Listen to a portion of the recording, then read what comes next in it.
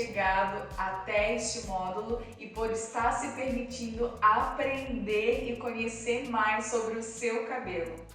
E agora a gente vai falar neste módulo sobre fibra capilar, que é um assunto que eu digo que é bem polêmico, porque existem muitos mitos em cima da fibra capilar. E quando eu falo fibra capilar, eu falo disso aqui que a gente consegue ver. A gente pode chamar de fibra capilar, fios e haste capilar. Então, quando eu usar alguma dessas três palavras, você já sabe que eu estou me referindo a isso aqui, tá bom? E o que acontece? Sobre a fibra capilar, a gente tem muitos mitos em cima deste assunto, né? Principalmente em questão de produtos. Então agora eu vou fazer uma introdução para você entender o que é a fibra capilar, do que ela é composta e principalmente para você entender como as químicas que vocês fazem, como coloração, descoloração, alisamentos, o uso de aparelhos térmicos afetam diretamente a saúde e a vitalidade e principalmente a integridade da fibra capilar, tá bom? Mas então, isso aqui é feito de quê? Do que é composto a fibra capilar? A fibra capilar é uma secreção proteica que está inserida no folículo piloso que está vivo.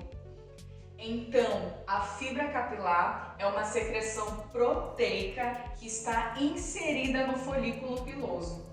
E olha só, essa proteína ela é composta por uma cadeia de aminoácidos, tá?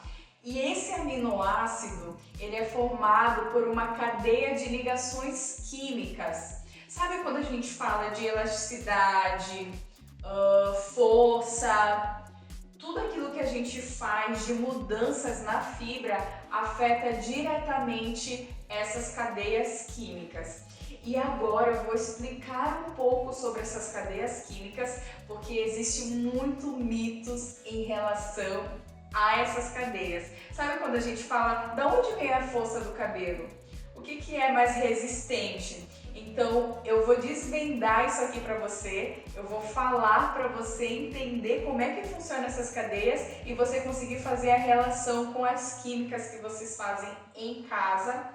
Quando eu digo em casa, no caso com um profissional, ou seja, que você faz em um salão, tá? E agora a gente vai falar sobre as pontes que estão relacionadas, inseridas dentro da nossa fibra capilar. E aí eu vou começar falando sobre a ponte de hidrogênio, que é uma ponte que ela pode ser mudada com água principalmente. Como assim, Rosélia? Sabe quando você molha o cabelo, principalmente as cacheadas, percebem isso diariamente. Elas lavam o cabelo estica, ele fica liso.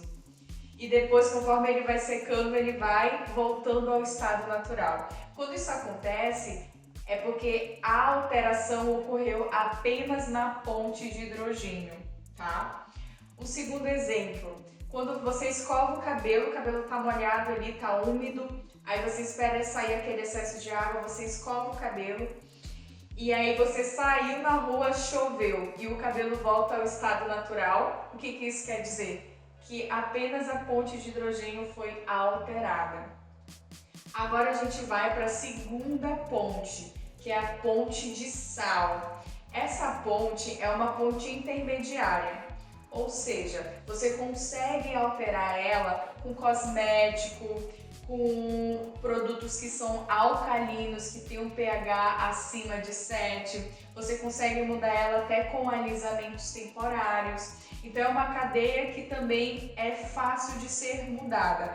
Um exemplo, sabe quando você tá com frizz no cabelo e você passa aquele leave-in e o cabelo fica super alinhado, reduz aquele volume e fica aquele cabelo conforme os sonhos de todas as mulheres, que é liso, com brilho, sem aqueles fios arrepiados?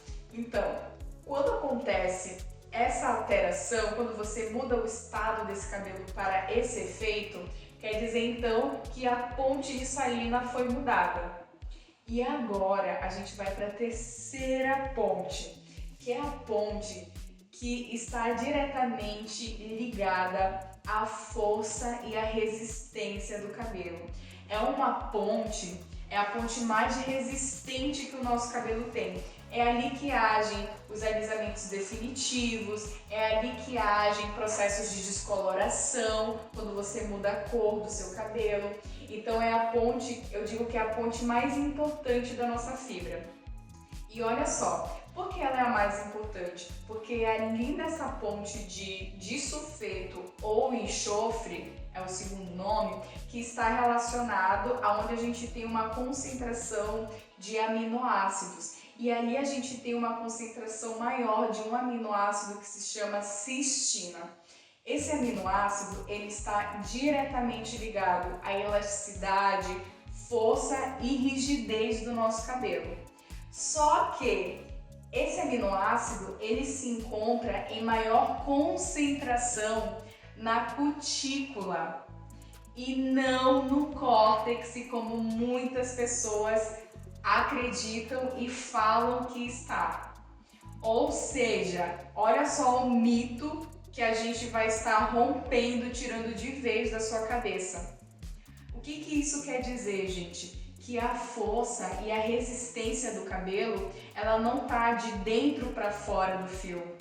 Ao contrário, ela está de fora para dentro. Por isso a importância da gente cuidar da parte externa do fio, da gente cuidar das cutículas do cabelo, porque é aqui que a gente consegue, nessa camada externa, cuidar da resistência, elasticidade e rigidez do nosso cabelo. Eu tenho certeza que você já deve ter ouvido falar muitas vezes, assim como eu acreditava e falava antes de conhecer a ciência do cabelo, eu acreditava que a resistência e força do cabelo se encontrava no córtex, que é a camada mais interna, que na próxima aula eu vou explicar mais sobre essa estrutura do fio. Eu acreditava que era ali, de dentro para fora, e não, é de fora para dentro.